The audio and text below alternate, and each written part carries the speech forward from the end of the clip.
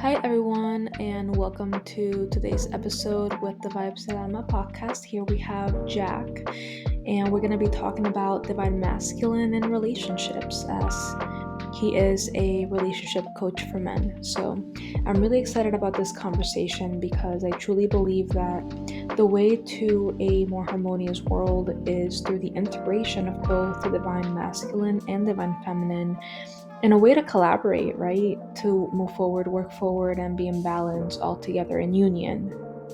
So I'm excited that you're listening to this conversation and you're part of this conversation by just being present in the conversation that we have recorded and we're publishing here for you all.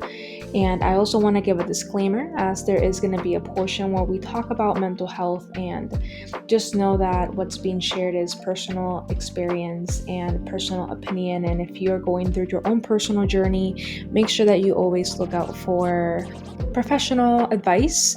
So I'll just leave that disclaimer here. But aside from that, I'm super excited for this conversation. So make sure that you click on like and subscribe to be able to listen to more of these beautiful soul-led conversations.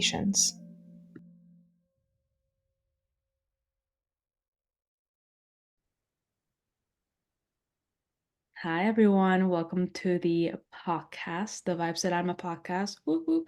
In this episode, we have Jack Bohannan, who is a relationship coach for men. And I have him on here because we met back in Ecuador. I believe it was in 2023 in April. And for me, it was very curious meeting you too, because you were just downstairs in the lobby area, just sitting there, like, what am I gonna do? And then I was with Paloma. Yeah, And then yeah, Paloma's like, come on, we're gonna go eat food. You wanna come with us? And I'm just standing there like, who is this man? And then you come with yes. us. At this retreat of 11 Spanish-speaking women. Yes. Like, oh my goodness, how do I fit in here? Other than happily. So yeah, it was great to meet you in that setting and experience ceremony together. Yeah. And I have this wonderful memory of you singing some song about sanctuary. I will be your sanctuary. Yeah. Yeah, yeah, and beating the drum. Yes, yes. And going back to memories for the retreat as well, you were such a pillar for me. And I'm sure you were a pillar for every woman, all the other 11 women that were there through this whole ceremony. And I feel like with you being so strong in who you are, right? And what you can bring, or just calm, honestly. You were just calm. You were a calm presence that allowed me to be crazy. And there were times where I really needed the advice or the messages that you share with me for me to continue with the ceremonies that we had to go through. So I really appreciate that. Yeah, I don't remember specifically, but I probably had some kind words for you. Yeah. Yeah, And it's always. interesting that you perceive that as this pillar of sacred masculinity. Oh my God, how generous of you. And I don't feel that a lot of the time. No, I feel very much in flux and shaky, and it doesn't affect that sense of pillar when I can access that Mm, and bring it to you or someone who I'm sitting across the table from dating. I'm really enjoying dating now. I can't remember if we went into it at that retreat, but I just gotten out of a 20-year relationship. My yeah. whole adult life in a relationship with a psychotherapist and like communicating with her intensely and like she's crazy, I'm crazy. We really grew together. We went through a lot of drama. And one thing, even if I'm like feeling off kilter or less than strong, I can tap into that ability to just be present and vulnerable and communicate well. And it's pretty hot. It's like I Yeah. thought that dating in my 40s would just be a shit show and awful, but I'm really enjoying it, and the people that I'm connecting with are enjoying me, and it's so refreshing. Yeah. Yeah. And even though you don't see that strength that you possess, it is reflected. Um, and I'll just you might not remember this, but I did say this to you after it happened. There was one point where we were doing a special ceremony and offering by the river, and the ants came and attacked the offering. Like instantly, Mother Nature was like, we were receiving all of this. And you were the only person, there were other men in this retreat as well, by the way. You were the only person that these ants respected. Like you stood there in the middle of the offering, peak ant infestation. And then they started climbing your shoes, and you were like, nope, not on me. And then literally they all just came back down and they just kept eating the food. And I was like, I remember I was yeah, covered in pineapple juice too. I was yeah, cutting up pineapple. Yeah. It was beautiful. Beautiful ceremony. yes, yes. Yeah. Thank you for that.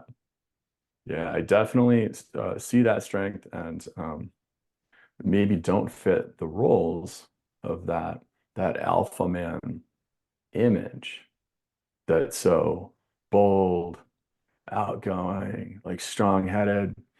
That's not me. Well, what is an alpha male in a Yeah, healthy lens versus an alpha male in an unhealthy lens? yeah, yeah. What I would question is if some guy's saying that he is dominant and in a like leadership position, Mm, is how is he serving? mm-hmm. How is he being of service and to whom? Like, Yeah. okay, if you're really, really settled into a role of um, leadership, strength, dominance, like you are in service of something else. If you truly have an assertive frame, then you are in service of other people or the world, rather than just out there being aggressive, earning money, extracting from relationships. That's completely my orientation, and what I see is so needed in the world right now is a different form of masculinity. Because what we have right now is a bunch of little boys running the world, Mm, and it's a disaster. Bunch of scared little boys. yeah. So with that being said, I want to go back to the big relationship, right, that you had for 20 years. That was a big part of your adulthood, right? And with that, the question is like, what got you started on your personal spiritual journey up until this point? Suffering. As I said before, yeah, yeah. Like if you can avoid spiritual growth, I'd recommend doing so. I, I think Chogyam Trungpa said that if you can avoid walking the spiritual path, do it because it's always suffering that brings us to that. So I had childhood trauma and then also mental illness layered on top of that, like pretty severely in my 20s. So having everything fall apart made it necessary to do that work and do a lot of that work in relationship too, because our wounds are relational. Mm-hmm. And there are a lot of things that we can't just sort out on our own. We can't sort out with a therapist. We need skin in the game. We need to be with a partner who we're trying to love and who's trying to love us more so than just like reading a self-help book or sitting in a therapist's office for an hour. So what started me on that journey was yeah, connecting with meditation was important. Connecting with a spiritual self is also like really key. But just wanting to pull my ass out of the fire was it, like experiencing extreme depression, also mania, because I was then diagnosed with bipolar disorder. And since then, I've resolved like all that based on personal growth and therapy. I do not fit that description whatsoever in my day to day because I have done the work and don't need the medications that I once did. I've simply like pushed through that and evolved out of it. And I'm grateful for it. It's good to be hurt. Yeah. It's good to have everything fall apart. It's good to have long relationships that are completely like soulful and fated and adventures and misadventures with our lovers. That was a Mm. big one. I had a huge connection with this person. Um, it was massively beneficial. So, yeah, what ended it was that somehow the karma faded. I think our healing was done, and it was time to move on. Yeah. And then with all the suffering and wanting to get out of suffering, because that's something that I feel like makes or breaks someone's ability or resilience to be able to own the fact and take accountability that no one really is going to be there for you. Like you're the one that has to get yourself out of the hole that you've been either dug into or you dug onto yourself. Um, That's and yeah. uh, yeah, no one's gonna get me out of the hole or you out of the hole for that Mm-hmm. matter. Human connection is really healing at the same time. Like, nobody's gonna walk the path, do the work, but human connection I see is so healing, so critical, more so than solitary work or trying to think my way out of it.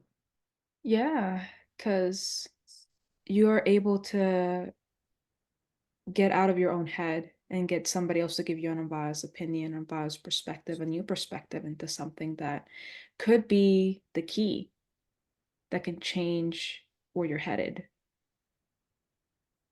to get out of Mhm. that suffering. Yeah. Yeah. And Yeah, the there's other, that kind of wisdom for sure.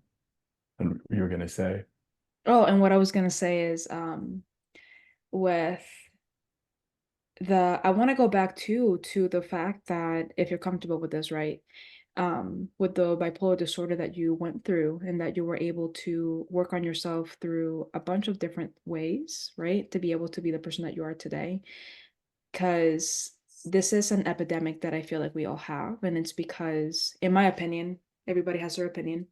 My opinion is a lot of mental health disorders are just trauma that has not been able to be resolved properly, and it's trying to find a way to regulate yourself, it's trying to find a way to heal yourself, it's trying to find a way to protect yourself and not get you to the point where you were at mhm, before.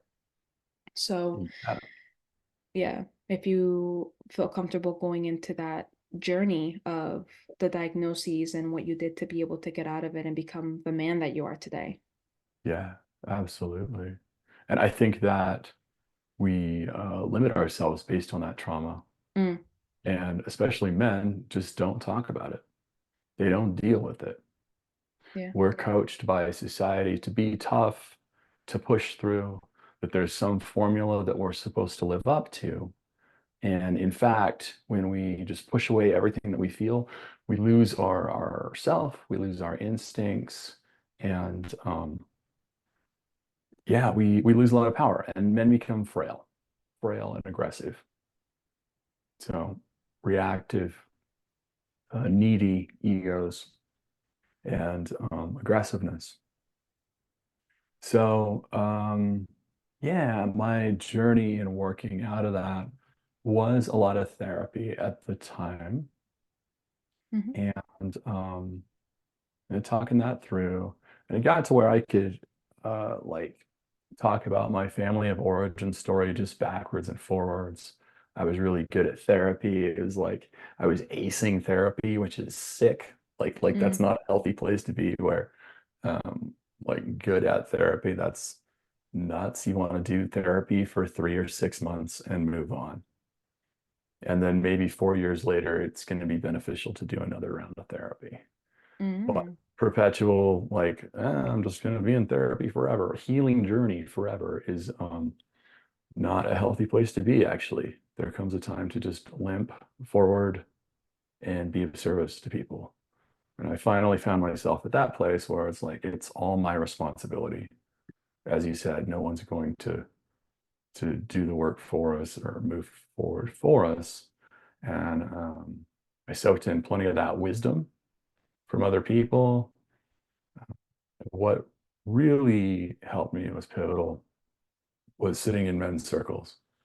And it's still helpful and pivotal for me now, that the connection that I was experiencing there as someone who was avoidant and shy, it was just invigorating and terrifying. Like, the the powerful openness that happens in those spaces is unlike anything that I've experienced. I'd love to know what's going on in a women's circle. I'm not qualified to be a fly on the wall, but it's wild what men are doing because they haven't done it before. For some men, it's like, oh my God, this is the first time I've ever met another person. Yeah. There's some just pinprick of intimacy that happens there that's awesome. That's really powerful. So for me, just the human connection of that was um, more pivotal than fucking therapy with Blue Cross Blue Shield and sitting in an office. Like it is. I think that's such a limited format, and there's something there. There's something good about it, and at the same time, like so strange to go talk to the wise healer and not have them tell you anything about them. You know, Yes. there's one-way mirror thing where you don't really ask your therapist about them. A lot of them really uphold that boundary. And therapy should be focused on the client, but I think it's a limitation. And sometimes it's just a straight up dodge on their part that there isn't a two-way human connection there that's natural. It's like pretty soon our therapists can just be AI bots and we'll call it good. Like I'll just have really good rapport with an AI bot and it'll be a one-way situation. Well, great. Everything will be fine. Yeah. Like, I, from a women's perspective, right, women's circles, there's a lot of women's circles that have happened that I've seen in my surroundings. There's not a lot of men's circles, though. I can only name one that I know of where I see a plethora of women's circles in my feed, in my surroundings, on Eventbrite, virtual, in person. Like, there's so many women's circles because I just feel like women are like, we need to reclaim and heal this. And I don't think that men are far behind, but I don't know how far behind they are. You know what I'm saying? Like, I think that there's things that men need to reclaim for themselves, the same way that women need things to reclaim for themselves. And I think that we're in a society right now where, sadly, there's a lot of men getting heat for things that they shouldn't. Um, Say more. Say more. So what I mean by that is, hmm, oh my God, I'm gonna get controversial. Controversial Ashley over here. So Do it. I am rebellious. I trust your heart. I know that you're coming from a good place. So Thank you. Um, I had said once before, and I don't know if I said this in like an IG live with someone or I was just sitting down with my like girlfriends just talking, but like I had said that there is this general myth of there used to be a time of the feminine where the feminine was the leader. The medicine woman was the one that was in charge of the tribe, the one that was saying all these messages. And then eventually it became the fall of the feminine, where the patriarchal society overtook the matriarchal society.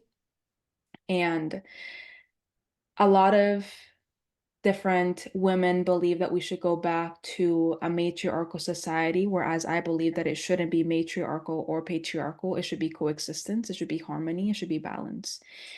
And I believe that a lot of the reason why women are afraid of their power is because maybe there was a point in our life where we abused that power to hurt the men that were around us, maybe make them submissive when it's not their role to be submissive, it's their role to be protective, it's their role to lead.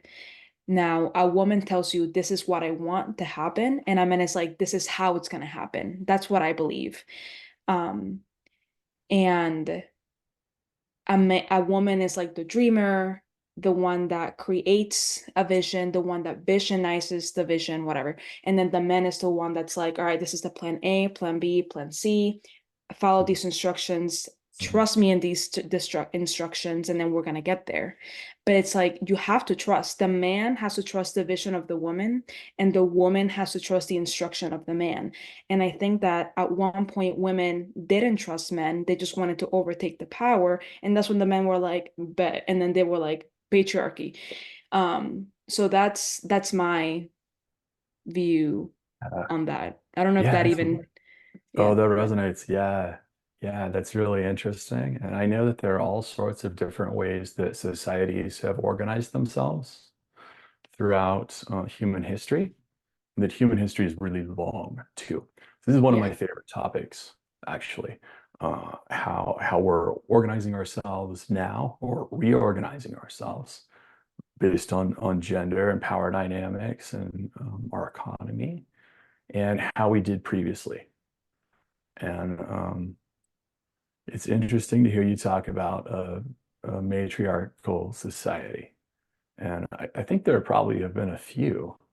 My understanding was that for many hundreds of thousands, millions of years in our evolution, we were pretty much egalitarian in a Mm, really uh, survival mode kind of way.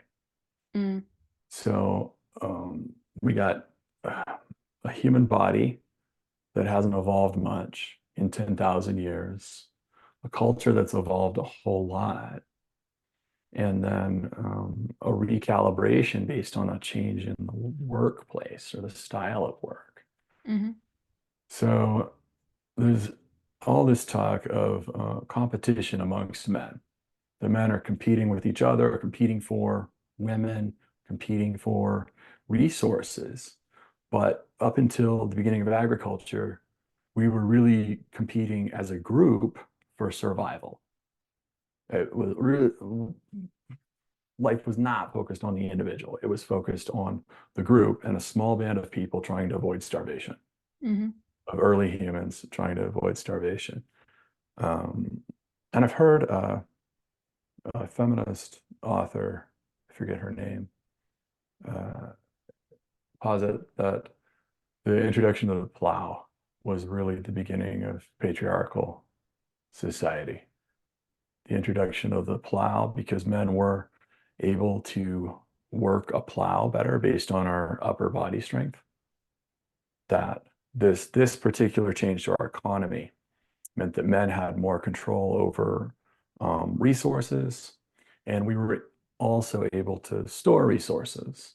At which point we began to fight about them and own particular pieces of land and started to care whose children were whose children.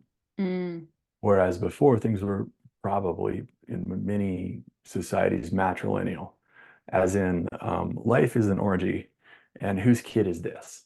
Like, yeah. if people aren't doing the monogamous thing, if we're just hanging out and don't have pair bonding or sexual exclusivity in our pair bonding, then the best marker of relation is motherhood. At that point, it's the biggest, like most notable family structure is you do know who the mom is always. Mhm.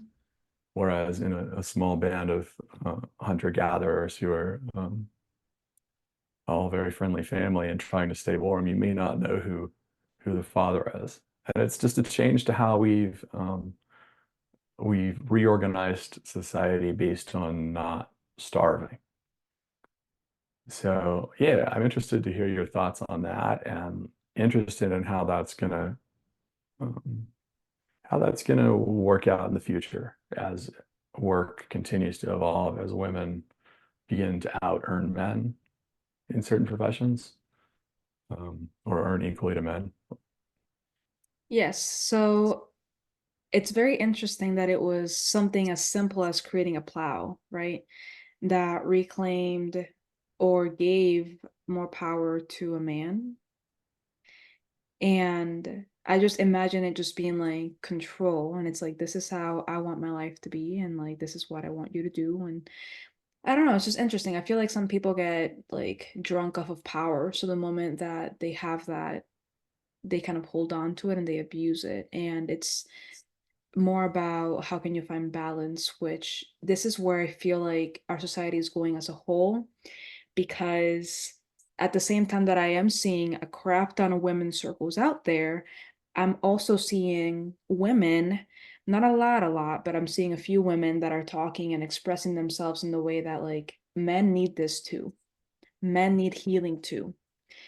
And there's a lot of, I want to get into the topic about just gender roles and what gender is in like as a whole before we continue, because we're talking about like men and women, but we're also talking about the underlying energies of divine feminine energy and divine masculine energy, which that in my opinion doesn't really, is not attached to a gender, because you see, for example, two women being together and one of them is going to hold more of a divine masculine energy in the relationship, whereas the other one is going to have to hold more of divine feminine energy. And it's not because there needs to be gender roles or like expectations. It's just like for a partnership, in my opinion, a sacred union to really be able to flourish, there has to be a separation of the energies so that way they can both bring up the best versions of themselves. Like you're not going to ask an egg to act like the flower. You're not going to ask the flower to act like an egg. The egg is going to show up as the egg, the flower is going to show up as the flower, or when you put them together it's going to create a beautiful cake. And Nice. that's it. I love it. I love that conception of gender polarity is how I conceptualize that Yeah. as making people better, as People some better. difference. Yeah. Oh, people better or people better. Yeah. Like improving ourselves. Oh, Yeah. yeah. And I think it really does. I think it can. And when I have gotten a big shot of femininity into my life, I had one partner who was just massively feminine and had some sort of spiritual experience in my presence. There was lightning up my spine. Mm. I've never been more upright. What do you mean by lightening up your spine? I was called to be present. I was Oh. called to hold space for her.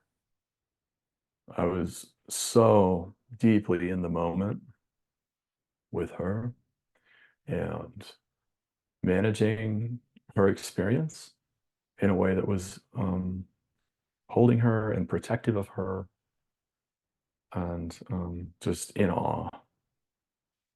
So yeah, strange connection and really unlikely. But yeah, she just, I think, felt safe with me and went into some wild feminine trance on a first date where Yeah. she um, where she expressed all of her loveliness and also lost her short-term memory and was like giggling and falling down and stuff. Yeah, it was wild, and she's an incredible creature that I still stay in contact with.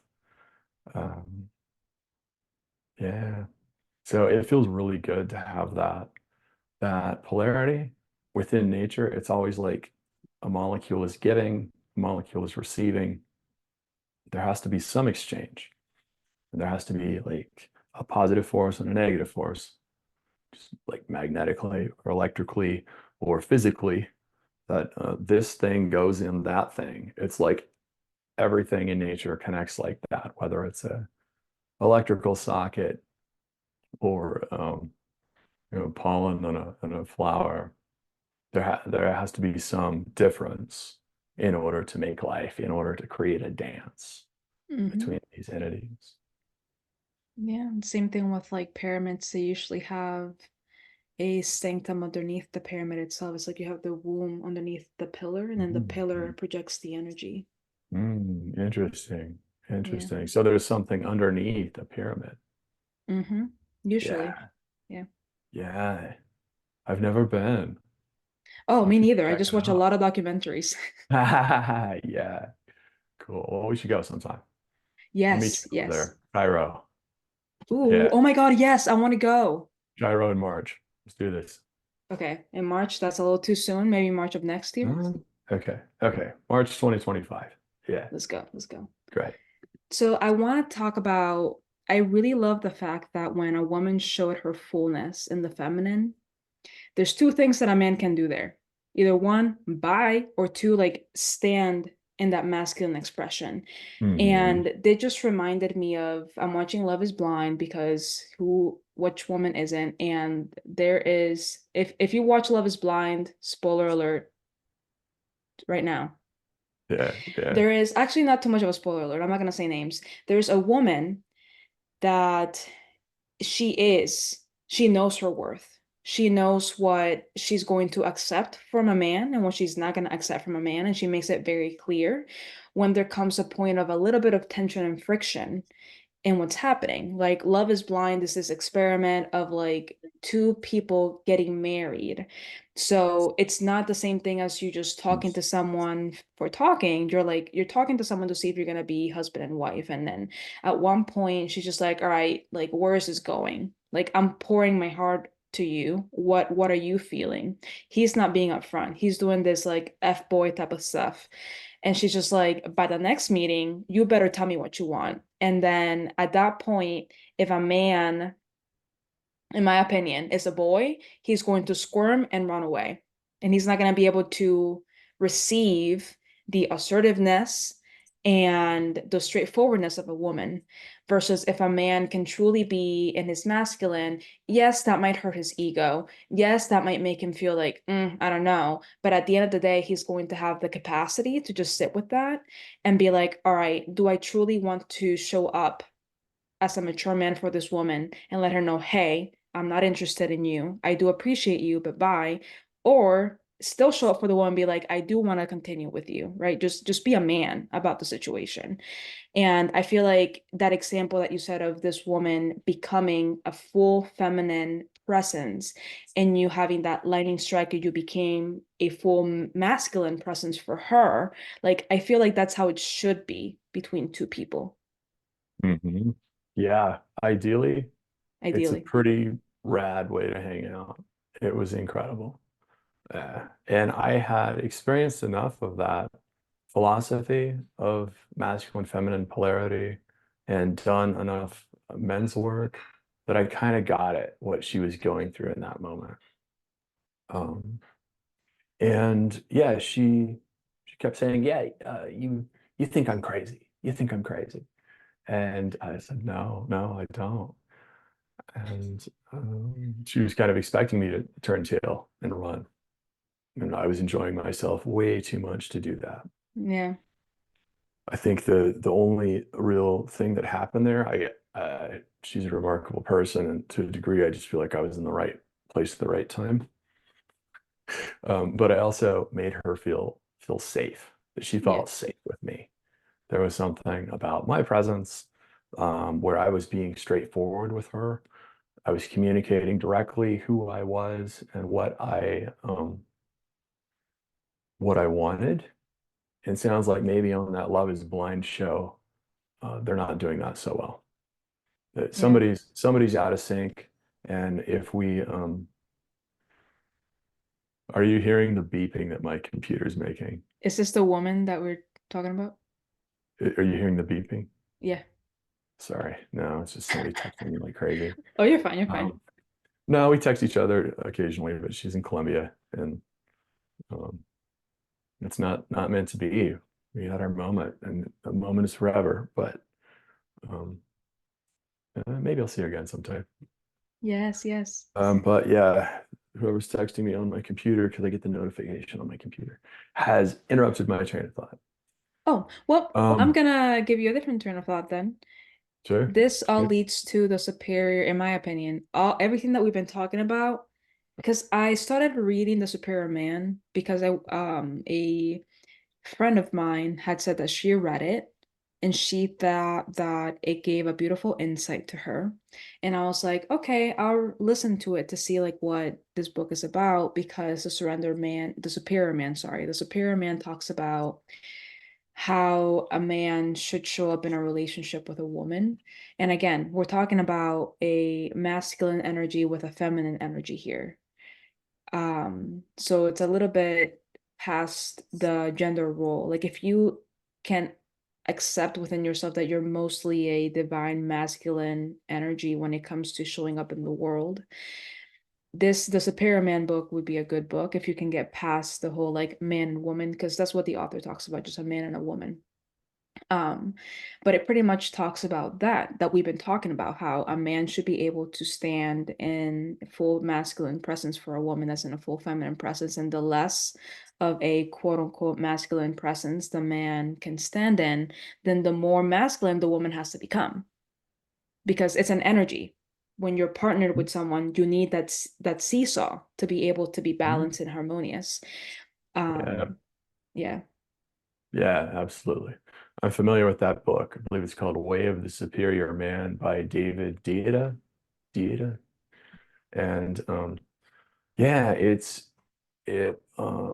I think it's a good enough map for talking about Mm, those topics, absolutely. And on another way that we don't know exactly what traits are masculine or feminine, and we're kind of spitballing. We're making it up as we go still. yeah, you're right.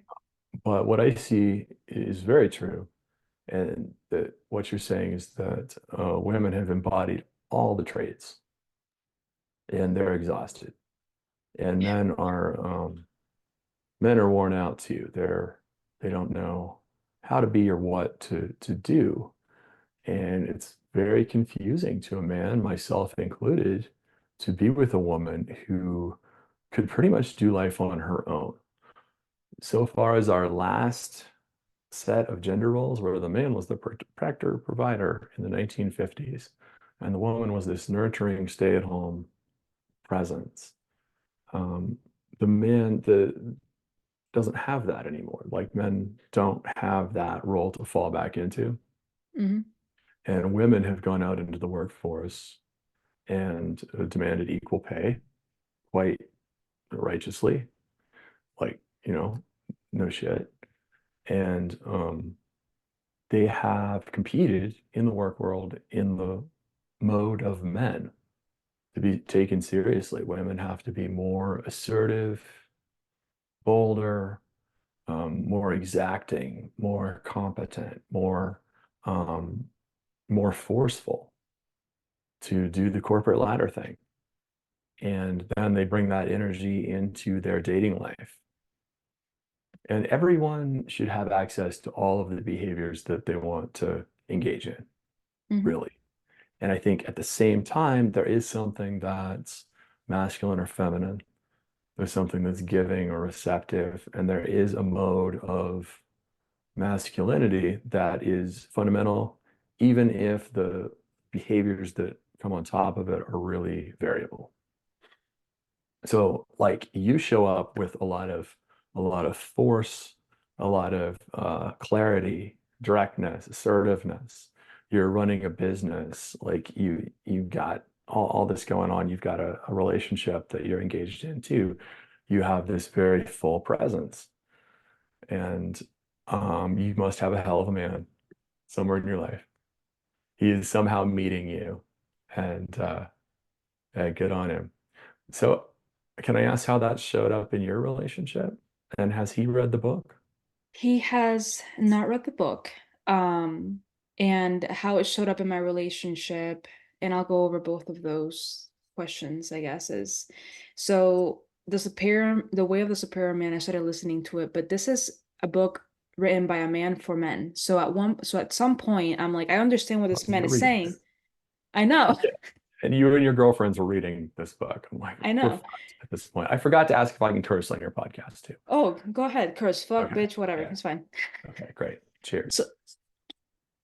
So it's like I'm listening to this book and then I keep listening to this and I'm like, I'm finding great perspectives from the male perspective, but I'm just like, this is not a book for me. Like, I shouldn't be listening to this book. Mm. My now partner, my husband, he should be listening to this, So I told him about it. And what I did find is this other book called The Surrendered Wife, which I haven't read the whole book. I didn't finish the Way of the Superior Man because I was like, this is not for women. This is for men. But The Surrendered Wife, what I did read about it is the feminine way for the Way of the Superior Man. So it's kind of like you have the superior man and the surrendered wife, not a dominant man and a submissive wife, the superior man and a Mhm. surrendered wife, right? Mhm. So I was reading The Surrendered Wife and I was like, oh my God, this is a book for women about the same principles in this polar relationship between a man and a woman. And I was like, thank God that I found this book because I did agree with some of the things that were said in The Way of the Superior Man. But again, like I always said, that's a book for men. Like I shouldn't be listening to this. This is not going to help me at all. Um, and unless I want to like be in the psychology of a man and be in the mind of the man, Mm. which cool, but like that doesn't serve me with where I'm at right now.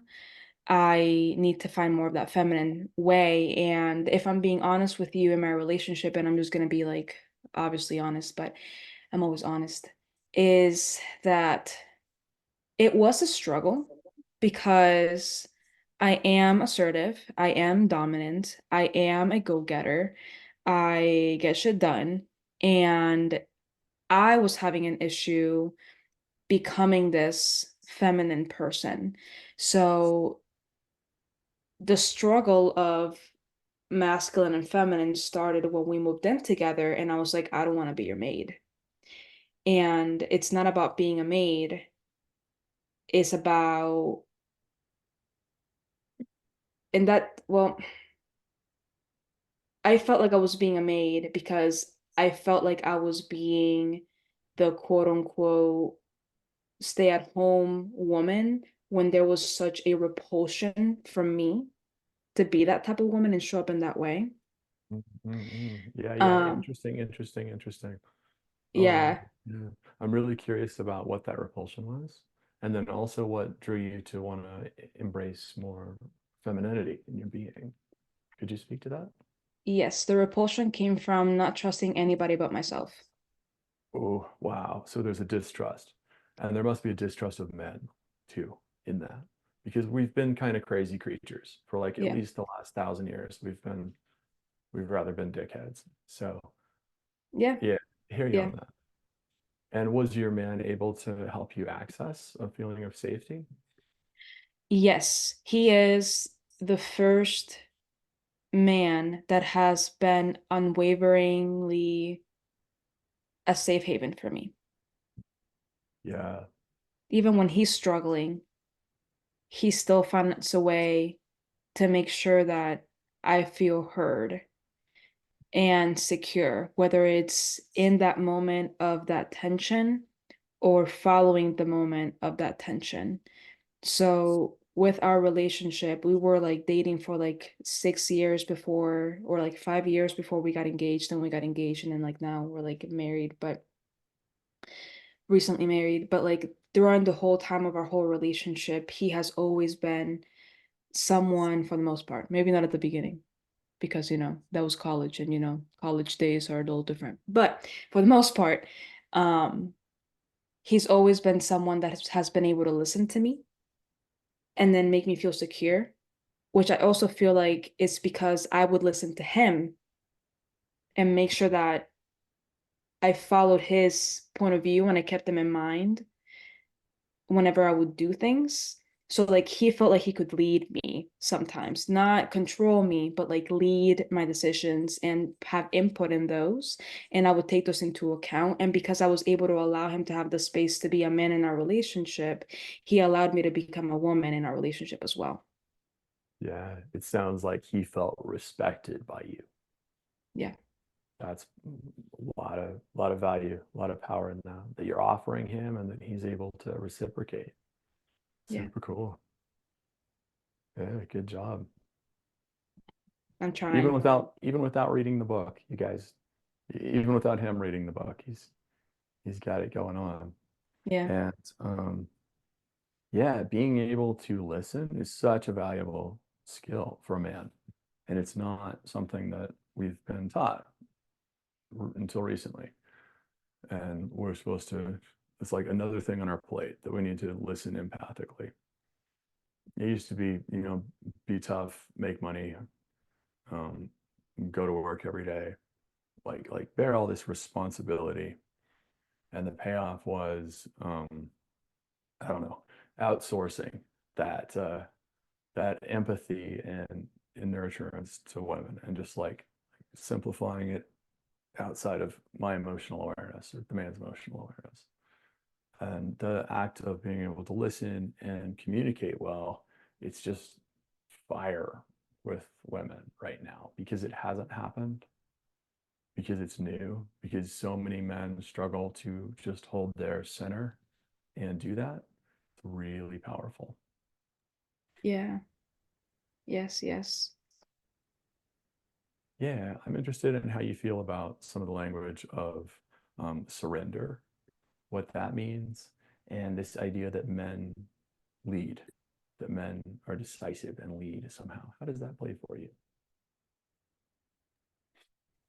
Surrender. Um, I know that you told me that you're gonna ask me questions at the beginning of this, but I'm like, I'm loving that I'm being asked questions. Yeah, because Usually I don't get I asked think of questions. white flag, I think of defeat, Um, Why? and some women perceive it that way too, that there's you distinguish submission Mm, from surrender. And I think that's really wise.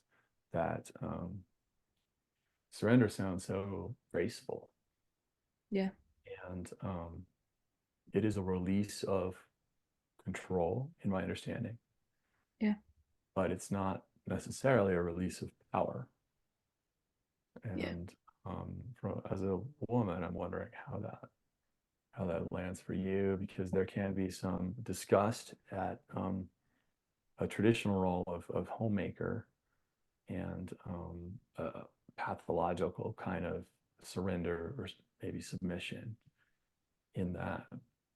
So yeah, if you can share your thoughts, I'd be welcome. Yes. Or we can just rap about me too. It's fine. Oh no, it's fine, whatever. I was just commenting on that because usually I don't get asked a lot of questions, which is not I'm not opposed to it. I love talking, so I'm here for it. Cool. Um, but talking about surrender from a feminine point of view, I guess, would be I didn't know what surrender truly was, right? And surrender came up to me in waves of difficulty, I'm gonna say. Like the first time I surrendered was when I was unemployed and I was like, I can't do anything but wait to hear back to receive an interview and then wait to hear back to get an offer. Like there's nothing else that I can do, right? That was the first time that I experienced surrender. And the last time that I experienced to surrender in like a big form was at the retreat that we were at in Ecuador. Mhm. Um, I don't know if you remembered how intense that was for me, but I didn't think that was gonna be as intense as it really was. We Yeah. did the Temazcal ceremony, which you went for the Temazcal. I didn't Mhm. even know what a Temazcal was before I signed Yeah. up for this retreat. Yeah. It's kind of Yeah, hot in here. kind of. Yeah. It wasn't the hotness that got to me. Mhm. It was it was so many things besides the hotness, but the hotness was a part of it. But in that space, I've never experienced having to be led in that way before. I had to be led by Aldo. I had to be led by Jamie Lee and Nico and everybody else that was there. I had to be led by the cantos and the drum and the songs and the ceremony itself. I had to be led by the spirits of the land. Like I had to let go.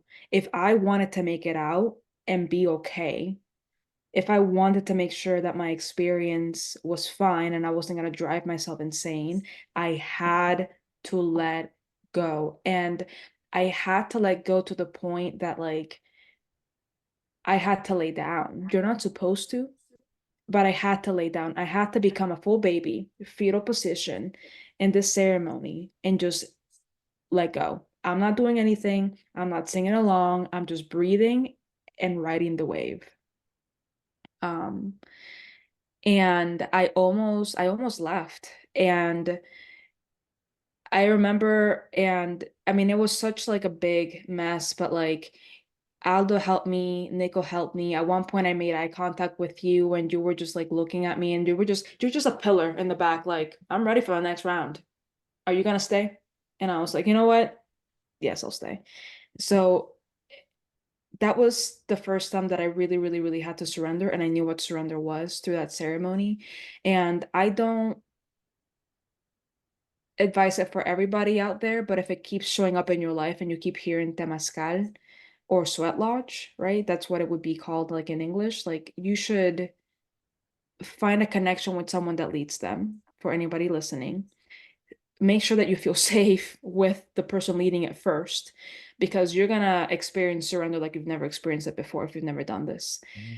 Yeah. Um, so with this surrender, I decided to be more surrendered in my home as well. And even though that I've been practicing on cooking more and cleaning more on my own, um, after this, over the summer, I became a full-on housewife. Full-on housewife. He would be the one to provide, and I would be the one to do things at the house. And that was the most harmonious summer that we both experienced because Mm. he was happy to provide because Mm. I got everything done at home, nothing to worry about. Yeah. And then I was happy to provide everything at home because I had all of the energy to do so because I'm not here running a business. I'm not here working a full-time job.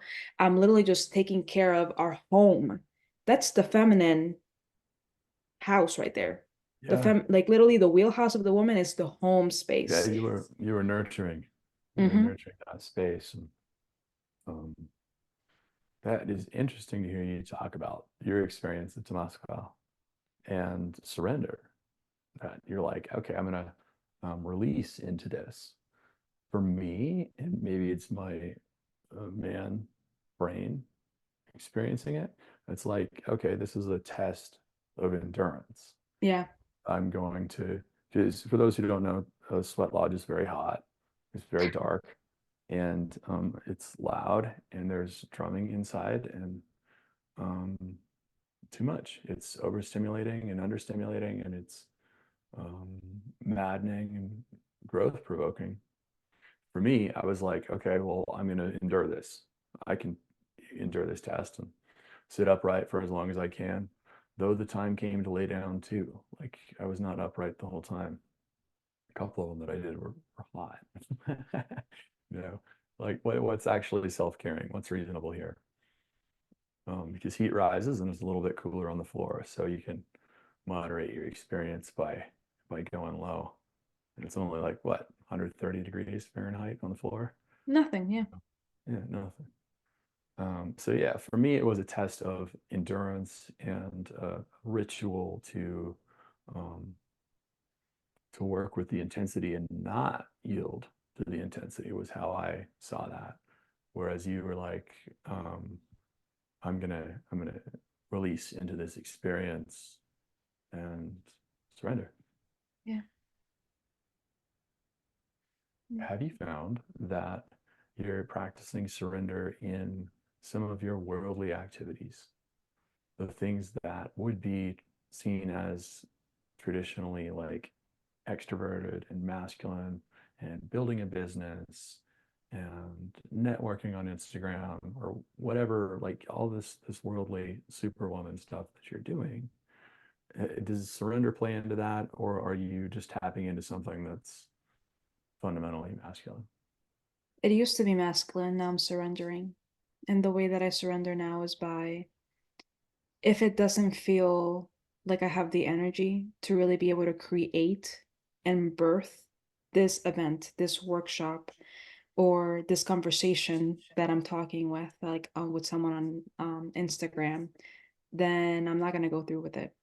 So even though I'm doing all of this stuff with this business, I've taken a significant step back and making sure that first and foremost, I am feeding myself spiritually and having that connection with my spiritual self and my beautiful team that I have with me. And then, secondly, after that, it's okay, where is my creative energy going to go? what can I nurture and take care of and gestate to bring into this world, and what can I Mhm. not? As a woman, you have a 9 month, you know, period of being able to create something, and you can only create one baby at a time, maybe two or three, right? It's rare to grow two babies at a time. It's even more rare to grow three or four things at a time. So as a woman, being able to do one to two things top should be like the mindset, and to make sure that you surrender so that way you have the energy to follow through from the beginning of the end. You can also look into human design for all these things, but also bringing the surrenderness and the femininity of it, as to like, let's look at this like how we look at a pregnancy.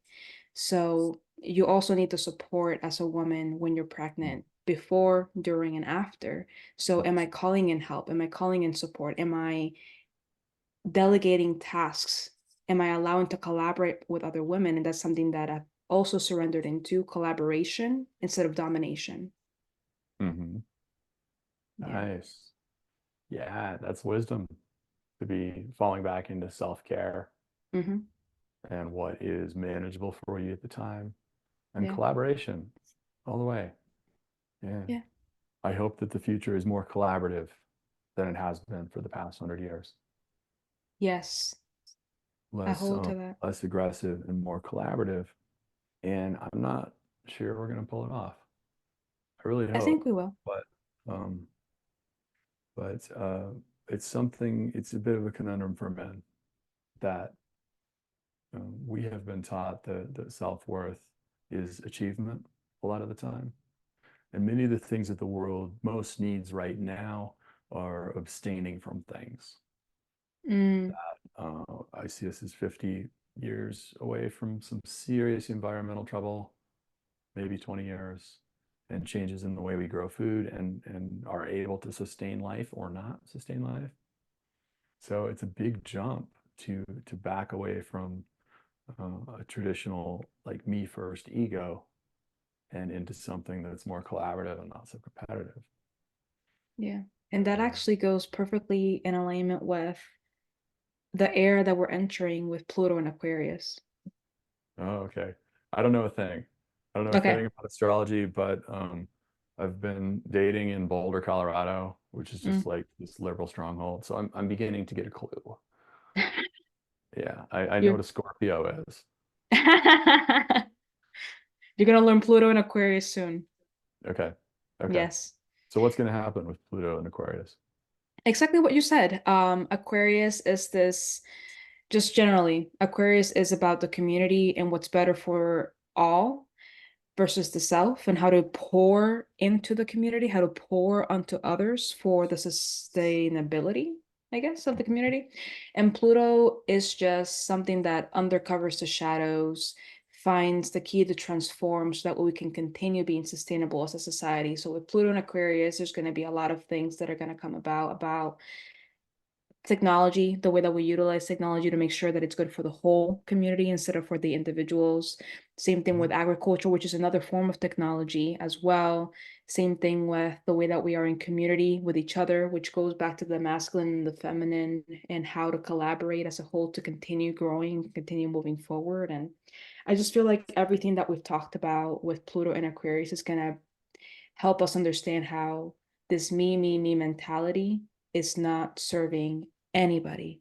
Mhm. It's not. It's not. And in my work as a relationship and dating coach, it comes up because it's important to be competitive. There's a degree of being competitive on both sides of that equation. And some women, many women, look to a man's status in some way. Mm, The way that we currently define status is achievement or money. And I appreciate your thoughts on how we might come away from that. There's going to be a change in values that needs to happen where women eventually value something that's more service oriented or like a man having some directive. I think that's there too. And we just identify it as money. But it's a big concern for men. Like, do I have enough? Am I measuring up? Have I achieved enough just wealth? Have I hoarded enough to be qualified for partnership? Do you think women are gonna shift because more money's always better than less. Like nobody would object to another zero on their bank account or their partner's bank account. How are we going to navigate that, Ashley? Tell me. Tell you. I don't know. Um, I think that the only way that a woman can navigate looking past finances is by her looking at her heart instead of Mhm. her mind. Yeah. And like when I started talking, not a lot of women have this in their mind. A lot of women sadly date to find that support and that stability financially. Because I was talking to my sister about this, women had to compete to get to marry the best man that would be financially set, that would be able to have land, that would be able to pass it off to her offspring. So, in a way, it can even be something subconscious that women just think about, that they want to compete for a man that makes six figures and has a good job and is gonna like be secure and is gonna provide for me because we've had to do that before. But the only thing that can change that is if a woman can sit down and be in her feminine energy and know what she's worth and know that she honestly needs to be fed emotionally. And even though money does matter, right? Because money does help us with opportunities and for, you know, going over some obstacles in this society, but like there has to be a balance with everything. You can't just date a millionaire and then expect to be happy. If it's a millionaire, he's probably a workaholic, and then what type of relationship are you going to have there? Mm-hmm. Mm-hmm. Yeah, yeah, yeah. Yeah, I like that. If a woman is in her heart, in her femininity, there's more opportunity for that. And what I'm seeing is that a man with a directive, with a strongly held purpose, is as attractive as some dude who has random money. Mm-hmm. That there's something that appeals to the feminine there that's a place to rest, that feels like support in a way that's more energetic and consequential than this thing of, hey, he's going to provide for me. He's got money. Yeah. I wanted, That's an important message for men right now, yeah. that is working out, that they don't need to do the what's his name, Andrew Tate, the whatever his name is. There's like a breed of macho men mentality that's appealing to young guys. That's like get the Ferrari, get the money, subjugate women, never let a woman access your heart. This is war. Um, and it's not working out ultimately. That can't work out ultimately. And something that is working out is showing up authentically, and um, it is like fire. It's good stuff. That genuine connection is more appealing because you can start a business as a woman and access money. So it's like that is not uniquely appealing. And in fact, women want to do that. They want to go have engagement with the world um, and create something in the world like you're doing. So yeah, I think there's a shift there that's positive and possible. And I know that when men tap into that, it's really magical and powerful for them, for connecting with women, for connecting with themselves. It's like there's so much there to making that leap into being more self-directed, more centered, and communicating better with women. Yes. And talking about the coaching that you've been able to do for some men in relationships, how did the big love coach that you have for relationships come about? Yeah, it came about from personal experience and realizing that I was very good at communicating and connecting with women, and that especially like venturing into the dating community after so much time away in that big relationship, that women are fed up with guys that aren't showing up, that aren't present, that aren't communicating directly, that are basically one dimensional. even if they're really, really smart, even if they're really worldly successful, like Mm, even if he's a orthopedic surgeon, he may not be embodying himself in the moment. He may not be clear on what he really, really wants, and he's just playing a role of or achievement or status or needing to control her in a way that is um, power over, mm, not power with, not co-creating anything. And what I see from men in men's circles and what I've experienced myself is that when I can tap into that centeredness within myself and hold space and curiosity for this other person who's sitting across from me, that's really awesome and powerful. And it creates enduring connection that it includes a lot of the things that men want on a date, namely respect, sex, offer of continued connection, the possibility of a relationship. And when everybody's really clear on what they want, communicating well, and the man can lay the foundation for that kind of communication, it's really great.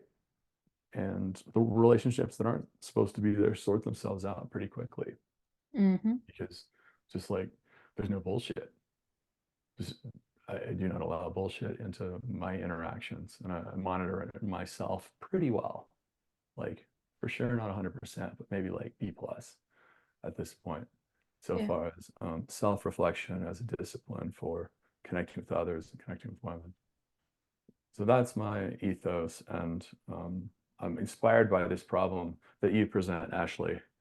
The problem of your special breed of woman who is doing all of this worldly, powerful, masculine stuff while you're starting a business, and you don't necessarily need money from a man. Like it would be really hard for any random dude off of a dating app to fit into your life, to have a consequential role in your life. Most of the men out there aren't going to identify like how he fits into that program because you don't need a protector provider. You don't need emotional support because you have a bunch of friends. Mm, You're empowered in this way and that way, and that's tough for us to know what to deal with. yeah. And I've stumbled on a solution that's working well for me, and that's what I'm sharing with other moms. Self growth as an agent for connecting with women, and it has to be in that order too. It really is working on self for the sake of self, and then dating is secondary. Connection with the opposite sex is secondary. So if a man is interested in a woman that has had to be pretty much like her own provider this whole time, like the masculine type of woman where she's a go-getter, she's doing all this, and this man is interested in her. How does he go about creating this relationship with this woman, like with what you know so far, what you've been able to share, right, with these men in these men's circles and your own personal experience? Like, how do you overcome that as someone that is trying to get there but hasn't been able to get there? Well, first he's gonna have to say hi to her. Yeah. Most baseline. And it's about that simple, really, is that there has to be some connection there. And a lot of the song and dance of being impressive or trying to manipulate her opinion just isn't going to work. Mm, So it's better to drop back into authenticity, radical authenticity immediately. And that doesn't mean to just completely no boundaries, trauma vomit the life story of trauma on the second date. That's not what I'm talking about at all. But being aware of what's going on in the moment for her, for this woman that he's interested in, and also for him, the man. And rather than controlling the conversation, being able to control the foundation of the conversation. Everything's an exploration, everything's a exciting adventure with her, but there is a degree to which we can, as men, control the space mostly by controlling ourselves and being aware of where we are and how we're processing things. Beyond that,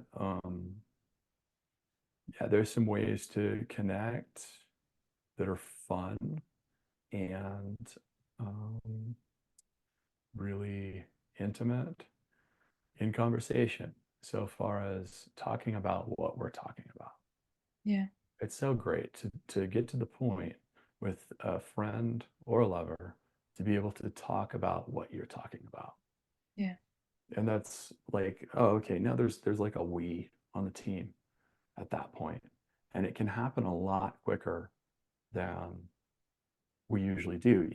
Maybe 6 months of bullshit dating before you get to the point where you talk about actually how you feel about each other, like um, and the reasons that you feel that way in your connection.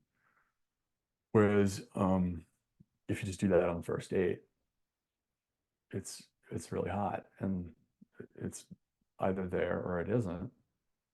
But a lot of the time, the man can create that. It can make it there, can take the initiative and build something there, lay the foundation for something by communicating more directly and having play rather than control over the situation. You have control of self and then adventure with the feminine. It's Yeah. pretty great. Good stuff. Yeah. I love that, having play instead of control with the situation. Yeah, control sucks. Yeah. Like needing something from a woman is not helpful to anyone. Like absolutely needing something. We all want our needs fulfilled. We all want to connect and be respected, but there's an entire world of people that we can access that from. So we don't need it with any particular person. And when you take that out of the equation and you remove that need for control, uh, women appreciate that. Yeah. Rather than being like a box, I've heard the masculine is stated as a container in which the feminine plays. I think of it as more like a pole dance, where the man is this solid thing, but she can go and swing around and leave and come back, and the stability there isn't entrapment. It's not needing to control her opinion. It's simply being there and having my experience. Yeah. That's I my like conception. Yeah, I like the pole dance analogy. yeah, me too. Mhm. Do you have because I know that you've hosted men's circles before and you've done them virtually. Have you do you have a space where you host men's circles for any person that's listening to this that would like to start dating I authentically? have I have a men's circle that I sit in Monday night in person, a group that I host on Zoom on Mondays, and an intention to start a relationship specific men's circle. Beautiful. How can So people those find things that? are pending. People can connect with me at my website, biglove.coach, and submit for getting emails. Please sign up. I've also created a guide to dating Superwoman that resolves a lot of the problems that we've talked about here of being a benefit to a woman who already has a lot going for her.